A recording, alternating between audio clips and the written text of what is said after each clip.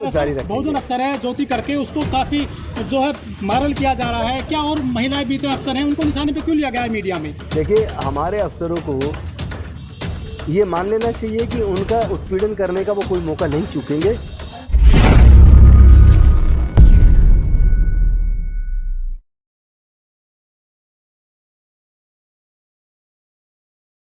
और सब लोग अपनी संस्कृति, अपनी उपासना, वो उनकी अपनी संविधान उनको इजाज़त देता है। तो जो लोग किसी खास एक धर्म का राष्ट्र बनाने की बात करते हैं, बेसिकली वो लोग देशद्रोही हैं।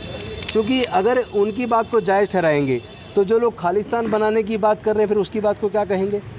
ऐसे तो हर कोई अपने अपने धर्म के हिसाब से राष्ट्र बनाने की बात करेगा तो भारत कमज़ोर हो जाएगा। भारत को जोड़े रखना, अखंड रखना, एकजुट रखना मुश्किल हो जाएगा और ये कदापि हम लोग स्वीकार नहीं कर सकते। खुद डॉक्टर बाबा साहेब अम्बेडकर और अन्य जो संविधान निर्माता थे या जो स्वतंत्रता सेनानी थे, वो ऐसे भारत का सपना नहीं देखते थे जिसमें भारत टुकड़ों में बँट जाए। क्योंकि आज़ादी से पहले भारत 562 रियासतों में बटा था।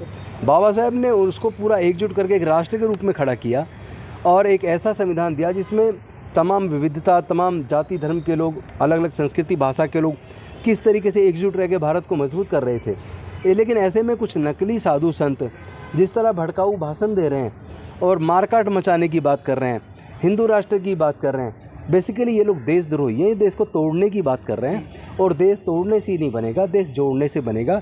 देश नफरत से नहीं बनेगा, देश प्यार से बढ़ेगा। बड़े बड़े कैंप लगाए जा रहे हैं, टेंट लगता है लाखों रुपए का, इनको हवा पानी कहाँ से मिल रहा है? मैं समझता हूँ कि इसके लिए केंद्र की सरकार जिम्मेदार है और देश का न्यायालय जिम्मेदार है। जो भी लोग संविधान के खिलाफ बात करें, जो भी लोग देश के संविधान को तोड़ने की, जलाने की बात करते हैं या जलाते हैं या संविधान बदलने की बात करते हैं, वो सब लोग कहीं ना कहीं भारत को राजतंत्र की तरफ ले जाने की और मनुस्मृति का शासन लाने की बात कर रहे हैं। लेकिन भारत के लोग इसको किसी कीमत पे स्वीकार नहीं करेंगे।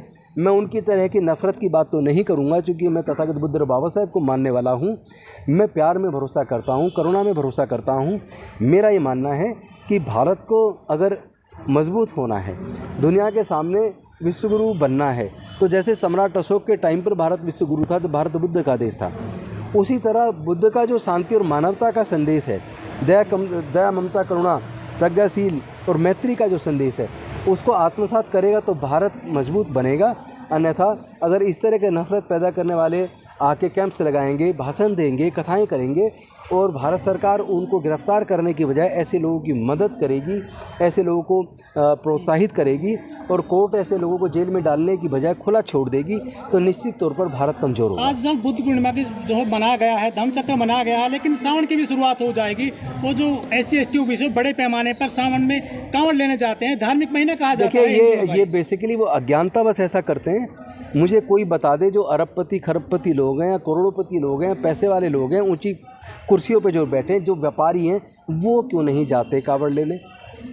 तो अगर कावड़ से फ़ायदा तो वो जाएं। ये तो वो लोग जा रहे हैं जिसके पास भरपेट खाना नहीं है, बच्चे के पढ़ाई के लिए पैसा नहीं है, रोज़गार नहीं है, और जो पढ़ भी रहे हैं या रोज़गार छोटा मोटा कहीं फैक्ट्री में काम कर रहे हैं, वो 15 दिन अपने स्कूल से, कॉलेज से पढ़ाई की छुट्टी लेते हैं, अपनी फैक्ट्री से, कारखाने से नौकरी की छुट्टी लेते हैं, तो 5, 6, 10, 8-10 हज़ार रुपया तो वैसे खर्च देते हैं और जो उनकी तनख्वाह होती है वो 15-20 दिन की उनकी तनख्वाह मारी जाती है।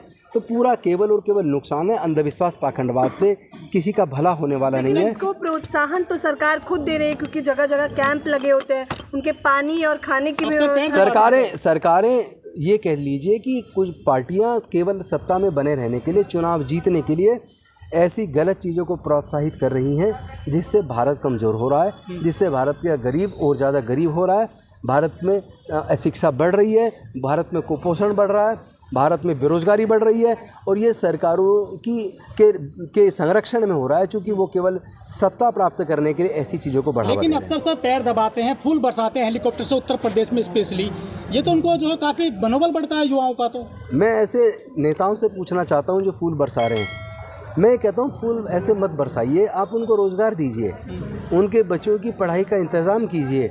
आज हायर एजुकेशन इतना महंगा हो गया है कि वहाँ हमारे गरीब समाज के लोग, दलित, पिछड़े, आदिवासी, मजदूर, किसान या किसी भी जाति के वो लोग जिनके परिवार की इनकम 15,000 से कम है, ऐसे लोग अपने बच्चों को हायर एजुकेशन नहीं दिला पाएंगे। ये सरकारें ऐसे लोगों के बच्चों का गला घोटने का काम कर रही हैं, उनके रोज़गार छीनने का, उनको अंधविश्वास पाखंडवाद में डालकर उनके वोट को डाका डालकर सत्ता में बना रहना चाहती हैं। लेकिन हमें अपने लोगों को जागरूक करना चाहिए। मैं स्वयं पूरे देश में जाकर अपने लोगों को जागरूक कर रहा हूं कि वो कावड़ लेने ना जाएं। ये कथावाचक अब चुनाव से पहले सब जगह कथावाचक आएंगे, कहीं पे कथावाचक अपनी कथा सुना रहे होंगे, कहीं पे नए नए धर्म गुरु संत महात्मा आएंगे और जागरण होंगे और बड़े बड़े भंडारे लगेंगे। ये सारा जो प्रायोजित उपक्रम होगा, ये सारा सत्ताधारी पार्टी की तरफ से होगा ताकि वो लोगों को बरगला के उनकी वोट को चुरा सके और सत्ता को हासिल कर सके। तो मैं अपने लोगों से निवेदन करूंगा, इनके बरगलावे में न आए। हो सकता है पुलवामा जैसी कोई घटना भी करवा दें, हो सकता है सत्ता पाने के लिए वो फिर दंगे भी करवा दें। तो हमें बहुत ही जागरूक रहना है और अपने बच्चों को ऐसे कामों से दूर रखो जहां धर्म के नाम पर नफरत पैदा की जाती है। गौतम जी, आपके नाम पर भी 50 लाख की सुपारी दी गई थी परमहंस के द्वारा, ऐसा कहा गया था। लेकिन जो बड़े एक युवा नेता हैं दलितों के, उन पे हमला कर दिया गया है। दलितों के नेता निशाने पर क्यों आजकल मनुवादियों के? देखिए, जब हम हज़ारों साल की गुलामी से निकल के बाबा साहब ने हमें रास्ता आगे बढ़ने का बनाया और उसकी वजह से थोड़ा हमारे जीवन में स्वाभिमान का जो जीवन हमें मिला, थोड़ी बहुत तरक्की होने लगी, ये उनको पच नहीं रही है। उनको लगता है जो हज़ारों साल तक हमारे गुलाम थे, हमारे सामने कुर्सी पे नहीं बैठ सकते थे, घर के सामने से चप्पल पहन के नहीं निकल सकते थे, हमारे कुएं पर चढ़ नहीं सकते थे, मंदिर में प्रवेश नहीं कर सकते थे। आज वो लोग बड़ी बड़ी कुर्सियों पे चले गए और पढ़ाई के रास्ते खुलने से ज्ञान आ गया, ज्ञान से बोलने की ताकत आ गई, अच्छे बुरे का अंतर करना आ गया। तो वो जो अपने हक अधिकार की बात कर रहे हैं तो वो उनको चुभता है, वो उनको हम लोग दुश्मन की तरह नज़र आते हैं। वो हमारी हत्या करने की धमकी देते हैं, पैर काटने की धमकी देते हैं, मारने की धमकी देते हैं, गला काटने की धमकी देते हैं। लेकिन मैं स्पष्ट कर दूं, हम डरने वाले लोग नहीं हैं, चूँकि मरना सत्य है। लेकिन जब एक दिन सबको मरना है। बुद्ध ने कहा हर चीज़ अनित्य, जो आया है उसको जाना भी थे, तो मरना तो है। तो मरने के डर से हम अपने समाज के हक अधिकार की लड़ाई को नहीं छोड़ सकते। एक बहुजन अफसर है ज्योति करके, उसको काफ़ी जो है वायरल किया जा रहा है। क्या और महिलाएं भी तो अफसर हैं, उनको निशाने पे क्यों लिया गया है मीडिया में? देखिए, हमारे अफसरों को ये मान लेना चाहिए कि उनका उत्पीड़न करने का वो कोई मौका नहीं चूकेंगे। ऐसे लोगों को डॉक्टर बाबा साहब अम्बेडकर के मार्ग पे चल के समाज को मजबूती देनी चाहिए और अपने अच्छे आचरण से वो लोग अपना कैरेक्टर बिल्डअप करें और डरने की किसी को कोई ज़रूरत नहीं है। हम सब लोग हैं उनके लिए लड़ने के लिए। सर, एक मामला और सर, नोएडा में सर बोध विहार है, उस पर काफ़ी लटका हुआ है, मतलब खतरा, वो किस तरह से सर पूरा होगा? वो मैं समझता हूँ हमारे लोगों की गलती है। इसमें कोई इसको आप दूसरे अदरवाइज़ ना लें। अगर हम कोई लैंड हमें मिलती है सरकार से, किसी शर्तों के साथ मिलती है और हमें उसका पैसा जमा करना है, तो हमें चाहे एक भीख मांगनी पड़ती, गली गली हमें चंदा इकट्ठा करना पड़ता, हमें टाइमली उसको जमा करना चाहिए था। अभी भी हमें वो पैसा इकट्ठा करके जमा करना चाहिए और सरकार से उस पर जो ब्याज लगा उसको माफ़ी के लिए आवेदन करना चाहिए। सर, माइनॉरिटी कमीशन में अभी तक कोई बौद्धिस्ट व्यक्ति नहीं है। ये सरकारों की बदनीयती है और हमारी गलती है कि हम लोग यूनाइटेड तरीके से आगे नहीं बढ़ रहे हैं। टुकड़े टुकड़ों में संगठन बना के टुकड़े टुकड़ों में राजनीति कर रहे हैं। तो जब तक हम यूनाइट नहीं होंगे तब तक हमें हमारे हक मिलने वाले नहीं हैं। मैं पूरे देश में अपने लोगों का आह्वान कर रहा हूं, आप किसी भी पार्टी में हैं, किसी भी संगठन में हैं, कम से कम कॉमन मुद्दों पर एकजुट हो जाइए। हम एकजुट होकर लड़ेंगे तो उसके बाद हमें ये नहीं मांगना पड़ेगा कि माइनॉरिटी कमीशन में हमारा मेंबर बनाओ।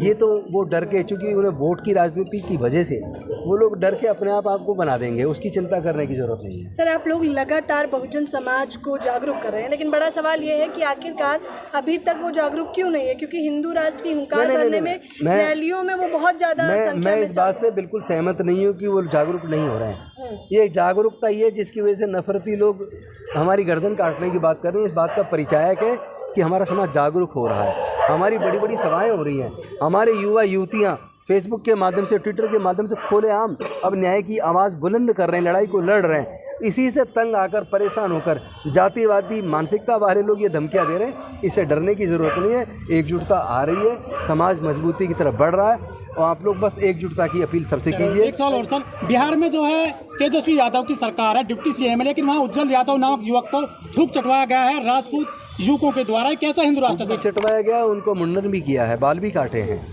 और एक मैं भी देख रहा था ट्विटर पे, हमारे समाज के एक व्यक्ति को जूती में पानी भी पिलाया गया है।